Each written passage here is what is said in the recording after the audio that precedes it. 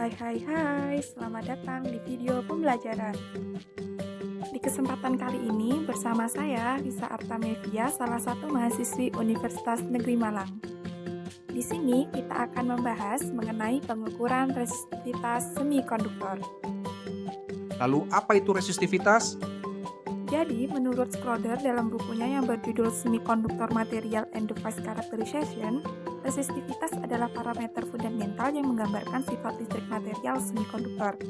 Nah, resistivitas sendiri dapat didefinisikan sebagai resistansi listrik spesifik material dan diukur dalam ohm cm.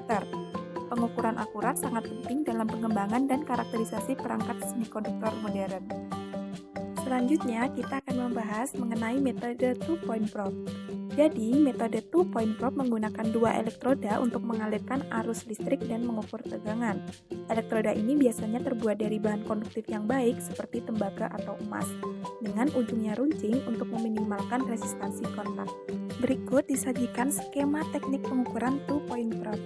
Lalu bagaimana teknik pengukuran resistansi two probe itu?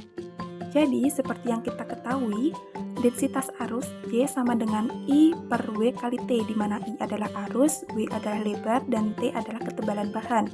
Selanjutnya, medan listrik E sama dengan V per L, di mana V adalah tegangan dan L adalah panjang bahan. Dari hubungan densitas sama dengan sigma dikali E, kita dapat menulis persamaan konduktivitas, di mana sigma sama dengan I per V kali W kali T. Dengan menyusun kembali persamaan, didapatkan persamaan resistansi, yaitu R sama dengan V per I sama dengan 1 per sigma dikalikan dengan L per W kali T.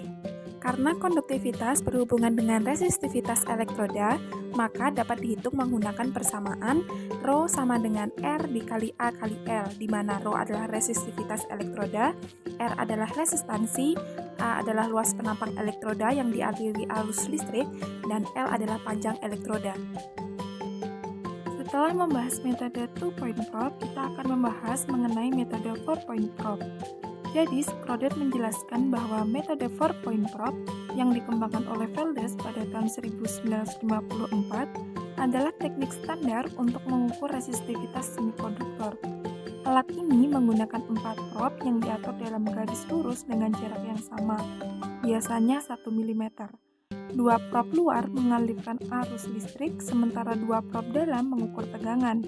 Dengan cara ini, resistansi kontak dari elektroda luar tidak mempengaruhi pengukuran tegangan, sehingga hasilnya lebih akurat.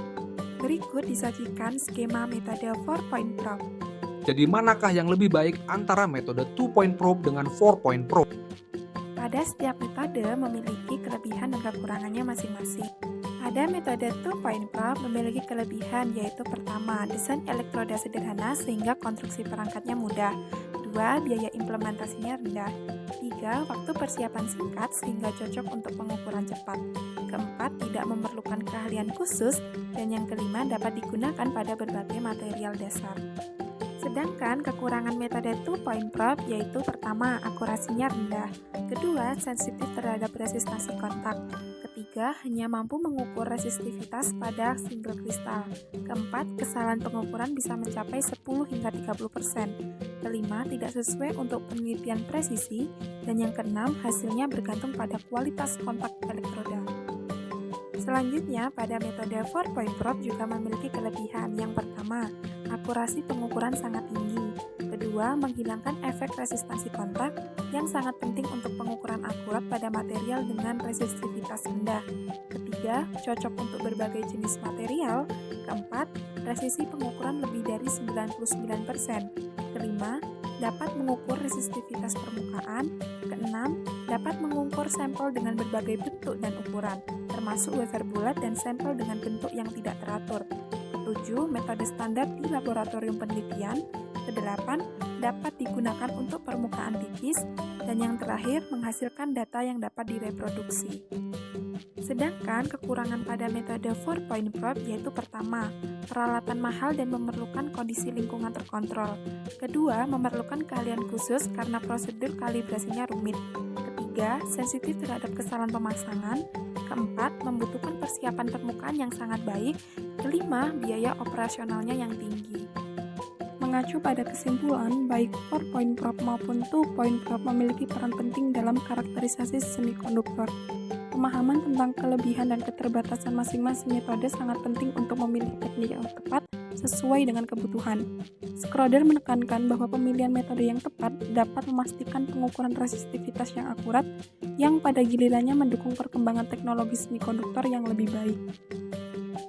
Sekian video pembelajaran kali ini, sampai jumpa!